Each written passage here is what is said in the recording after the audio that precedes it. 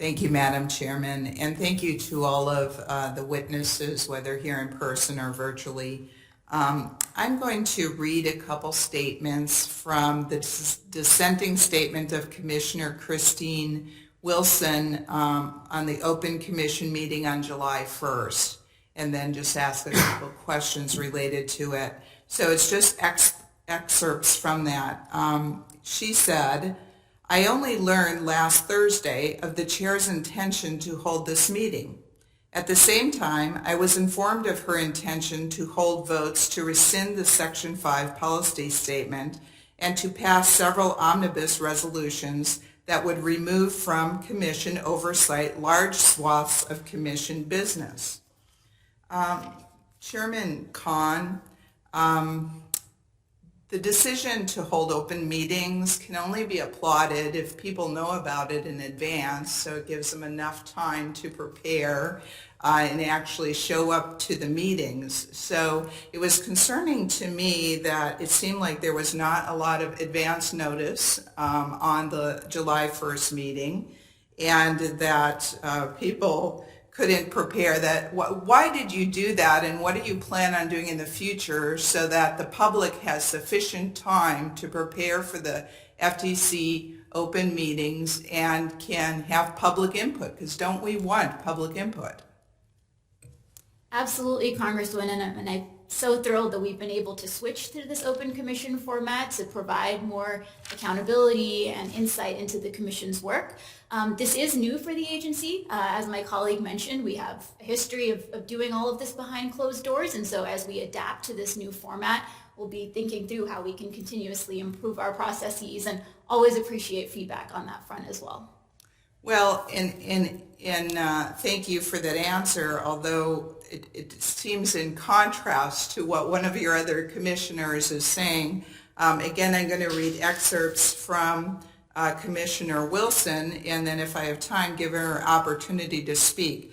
It says, "Unfortunately, the format the chair has chosen for this meeting omits our knowledgeable staff and precludes a dialogue among the commissioners."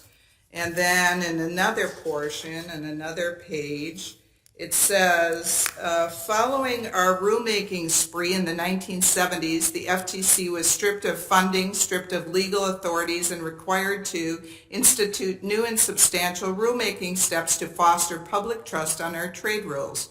Recognizing that this agency was on the brink of being shuttered, our rules of practice adopted a number of rulemaking procedures that provided for additional public comment periods, publication of a staff report, and multiple opportunities for the public to weigh in on disputed issues of material fact."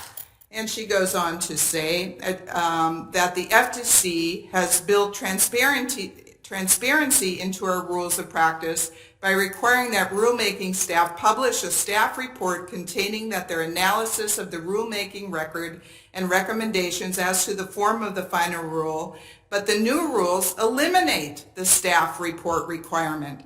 So my second question to you, Chairwoman Kahn, is actually a question she put in here. And it says, "In what ways will the public's understanding of any final rules suffer because the Commission will no longer publish a report from an expert FTC staff highlighting key issues and formulating recommendations based on the record?" Why would you change this long-standing staff being able to do this staff report? Well, Congresswoman, staff analyses and input is embedded throughout our various processes. There have been instances, frankly, when the Commission has handicapped itself by imposing on itself procedures and processes that Congress did not require. And so, frankly, some of our initial efforts have been to ensure that the FTC is abiding by instructions received from Congress and make sure we're in close alignment with the instructions that we're receiving from law. With the last 31 seconds left, Commissioner Wilson, would you like to respond? Thank you very much, Congresswoman. Yes, I think it is important to recognize that the FTC is set apart from other federal agencies with respect to the Magnuson-Moss Act and these special rulemaking requirements, but it is set apart precisely because of the breadth of our jurisdiction and the discretion that we have. We have authority to regulate across the entire economy. We are a generalist agency. We are not like the EPA or the Department of Transportation that has relatively narrow authority for a single sector. And with that broad power and that broad discretion, we need to have sufficient guardrails to ensure that we are receiving input, that we understand what the evidence is with respect to impacts and possible unintended consequences of our actions. And so the safeguards in rulemaking that were abolished by the majority of the commission, unfortunately, are going to diminish the quality of that decision making, and I'm afraid stifle innovation, harm competition, and hurt consumers. Thank you, and I yield back.